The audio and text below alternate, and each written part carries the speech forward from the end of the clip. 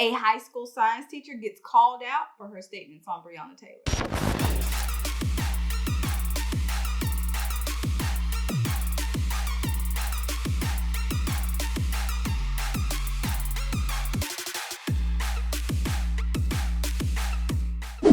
What's up, guys? Welcome back to another episode of the Marquita Show. If you are not subscribed, you know what to do. Hit that subscribe button. Turn on that bell for post notifications so you get notified every single time that I post and or go live. So, if you are not following me as well on all of my social media platforms, make sure to do so. Links will be down below, especially on TikTok, because we have a lot of fun over there. So make sure to go do that. Now, in today's video, we're going to talk about this high school teacher who has come under fire because her statements about Breonna Taylor. In case you don't know, Breonna Taylor is a young lady that was shot in her home when police decided to raid her apartment. It was her and her boyfriend. They were sleeping. They heard a knock on the door. Boyfriend got up. Shots rang out from his side. Police returned fire and ended up killing Breonna Taylor. Now, the premise behind this video that I'm going to show you is a high school science teacher. I think the principal or somebody came over the loudspeaker and they were talking about Breonna Taylor. The statements were made during a virtual class and the students kind of tried to call her out on it.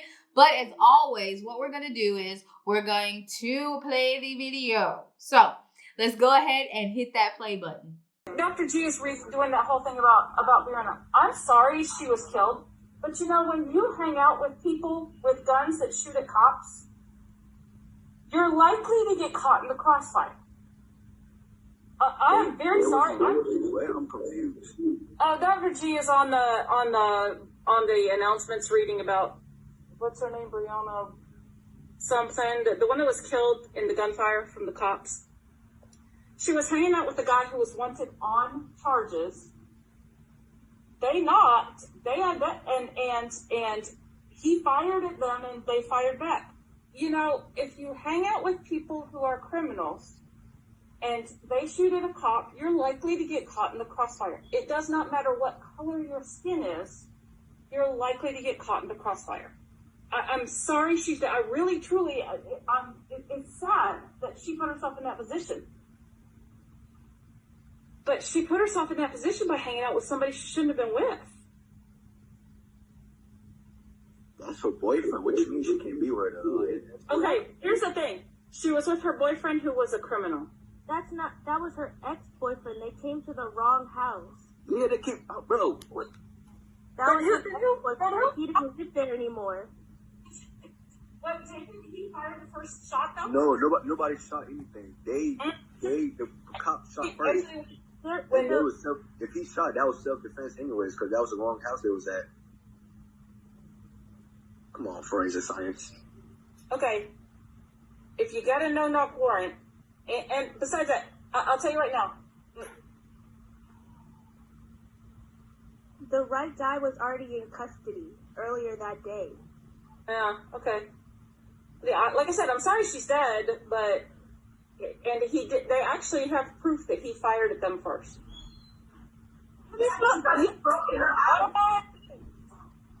Now. Alright, let's talk about science. Okay, for clarification, she's a forensic science teacher. That's awesome. But anyway, first I want to address the fact that the kids in the classroom have the wrong information. They have been misinformed. Let's address all the misinformation that the kids put out. First, they said they were at the wrong house. The police were not at the wrong house. Breonna Taylor's name was on the warrant. Her address was listed on the warrant. They were not at the wrong house. They said it was her ex-boyfriend that they were looking for. Yes, it was her ex-boyfriend, but it was her current boyfriend that shot first at police. They also said that the boyfriend was returning fire. No, he wasn't. He fired off the first shot. The last thing, they said the boyfriend was already caught, or the ex-boyfriend was already caught earlier that day. That is also misinformation. They were actually executing 3 warrants at the same time. So they were relatively within hours of each other, of them executing the warrants. Unfortunately, Breonna Taylor's went south, and I hate that it happened. It's always painful when you lose a life, no matter what it is. But I just wanted to start out by saying that if you look, the children were misinformed. They can't even make a correct observation on the case based on their misinformation. So that just brings us back to the role that the media plays when they push a false narrative. If people don't have the factual information, there's no way that they can make an accurate assumption about a situation. And in this case, the kids were wrong. They had so much misinformation that they weren't even able to make a correct assumption and weren't even able to hear what the teacher was saying. Now, let's address what the teacher actually said. And I'm going to be real with you guys. She didn't say anything that our parents hadn't already told us. Didn't our parents tell us to stay away from bad people or we would wind up in trouble? That's exactly what our parents told us. So I really don't see anything wrong with her statement. She also, she gave condolences and she showed compassion for her death. You know, we all hate when a life is lost, but it's like if you play stupid games, you win stupid prizes. You were around drug dealers.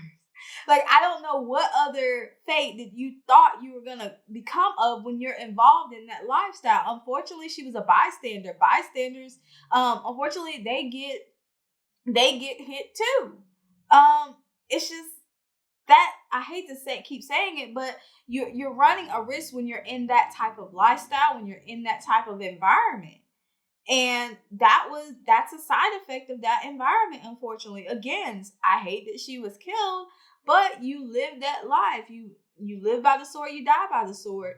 And there's still several questions that I have, surrounding the case itself, which is how was the boyfriend able to walk away unscathed while she took, I think, at least 5 shots.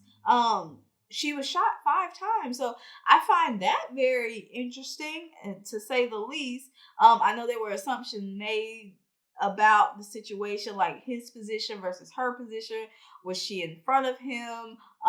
Possibly used as a human shield for the fact that she got shot so many times and he didn't even get grazed.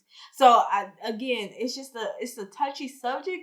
But when it comes to this cancel culture and people try to cancel people for making accurate assumptions, because again, our parents told us to stay away from bad people or else we would end up in trouble. There's nothing wrong with that.